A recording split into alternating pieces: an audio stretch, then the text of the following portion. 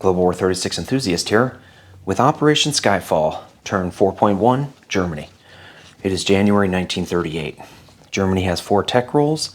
First, I tried for advanced mechanized at a 7 or higher. PB generated a 10, so I succeeded and I'm on the board. Second, I tried for improved factories at a 7 or higher. PB generated a 1, so I failed. Third, I tried for improved construction at a 7 or higher. PB generated a 3, so I failed. Fourth, I tried for long-range aircraft at an 8 or higher. PB generated a 1, so I failed. Okay, purchases. Germany has 64 IPP to spend. I'm going to purchase 1 light armor for 4. I'll purchase 4 self-propelled artillery for 20, that's 24. 1 submarine for 6, that's 30. I'll begin construction on a light carrier for 4, that's 34. And I'll lend lease an airborne infantry to the Spanish nationalists for 3, that's 37. I will save 27. Okay, before we go to combat, I want to do a bit of housekeeping, kind of a learning point here. And I'm going to be talking about fortifications and how they're built. So if you build a railroad, let me see if this is on camera here, where I'm thinking of building a little railroad. Yeah, perfect. Okay. So let's say I want to build a railroad between northern Russia and western Russia, okay? In this case, you're building on both sides of a border.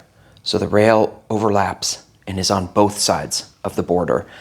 You need to have possession of this land zone, and this either needs to be friendly or possessed, and you've had to hold it. You can't just have captured it and built the rail. So it's in both. And if you bomb, remember that you would put a damage marker on this side of the border. You'd choose the land zone to apply the damage in. You'd say you bomb here, you'd put the damage marker just on this side of the border and put the damage there. Or you'd put the damage just on this side, or you could put damage on both sides, okay? Well, think about fortifications like damaging the rail, okay? So you have to build a fortification in one particular land zone. It's not like the rail where you're building it on both territories, and both territories utilize this rail. A fortification, if you built a fortification here between Western Russia and Northern Russia, you couldn't use, both sides wouldn't get the benefit of the fortification. Does that make sense? Like, I like using these fortification markers that have little gun casements, so it's kind of directional. This fortification that starts the game in Leningrad is protecting the units that are in Leningrad only, not adjacent territories to Leningrad. So, for example, this fortification touches or affects the border with Western Russia, Northern Belarus, Estonia, and Viipuri province. But only the units inside Leningrad are getting the benefit of this particular fortification. And similarly, in Viipuri province, there is a fortification. This one is facing towards the Leningrad border. So Finnish units that are here in Viipuri province get the benefit of this particular fortification, and they get it if units are coming from this direction. So yes, you do name the border that a fortification is on, but you have to first name what land zone am I building it in, and then say, I'm building it here in Viipuri, and it's on the border with Leningrad. Just a little note keeping about how fortifications being built on a border is different than rail being built on a border. Hope that makes sense to folks. Okay, let's do our combat movement, which I only have 1 combat, and it's going to be way down here in Rio de Oro. I'm going to try the Boston Bruce strategy, expanding my territories. So from Galicia and Leon, 1 naval transport will leave port to sea zone A35 carrying an infantry. It'll move 1-2 down to sea zone A46 and drop that infantry off in Rio de Oro for an amphibious assault. Meanwhile, from Galicia and Leon, the 2 fighters are going to go 1, 2, is that right? 1, 2, 3 to Rio de Oro, and then they'll come back 4, 5 and land in Western Andalusia. So that's what's going to happen with those two fighters.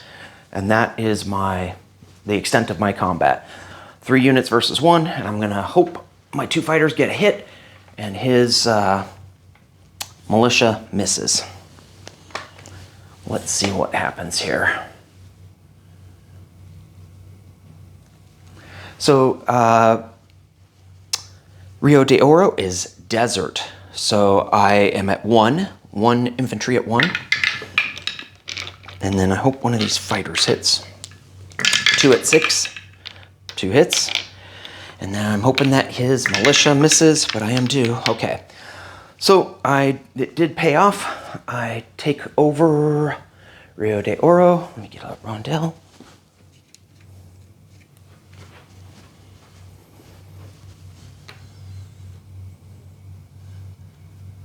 And this fighter will go back to Western Andalusia.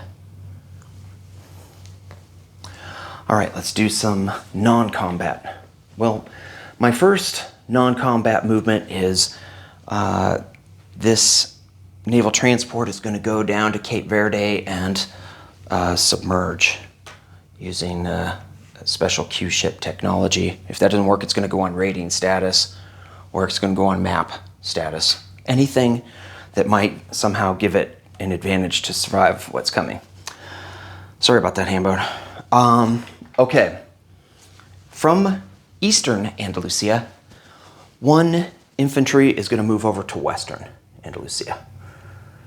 And from Madrid, 1 cavalry is going to come over to Western Andalusia.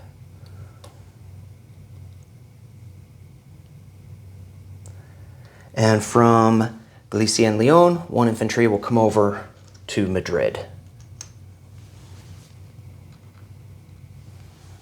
I think that's all I've got in Spain, but while I've got it on the camera on there, I'm going to do my place units. The unit will be built in Western Germany. It will depart from Western Germany, come down to Western Andalusia, and go in there, transform into a Spanish nationalist. Okay. Now let's go over to Germany, do some non-combat movement. Is that Slovakia?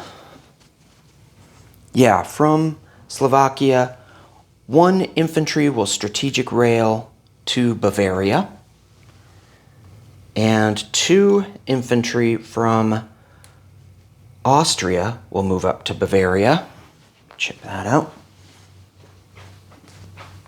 So I should have 4 infantry in Bavaria and 4 infantry in Western Germany. I'll bring that mountain infantry to Bavaria. From Slovakia, the 2 light armor are going to rail over to Western Germany.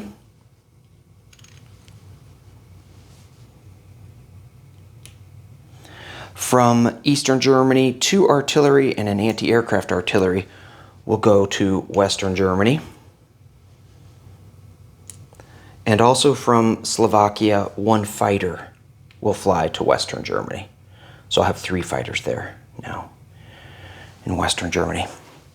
And my sub in A11, let's get that on camera. It's just barely off camera there. It's going to move over to A28. It has a range of 4, so it'll move down 1, 2, 3, 4 to A28. And let's go way over to the sub that's in I5 off in the Red Sea. It'll move 3, 1, 2, 3 over to I12.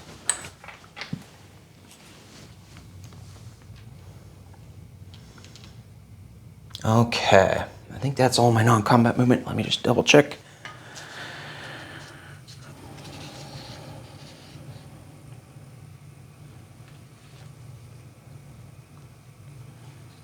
Yep, okay, that's everything. So, placement of units. In C-Zone A11, I'm going to place my submarine. On the build chart on stage 2 off camera, the Germans begin construction of their light carrier. So those are my naval unit builds. Then in Western Germany, I'm going to get another light armor, and then the 4 self-propelled. I said that I built my infantry, or built my airborne infantry in Western Germany. I'm going to say I built it in Eastern Germany, because I didn't realize I have 5 builds here in Western Germany, because I got the light armor, brings me up to 3, and then the 4 self-propelled, that's 5 units there in Western Germany.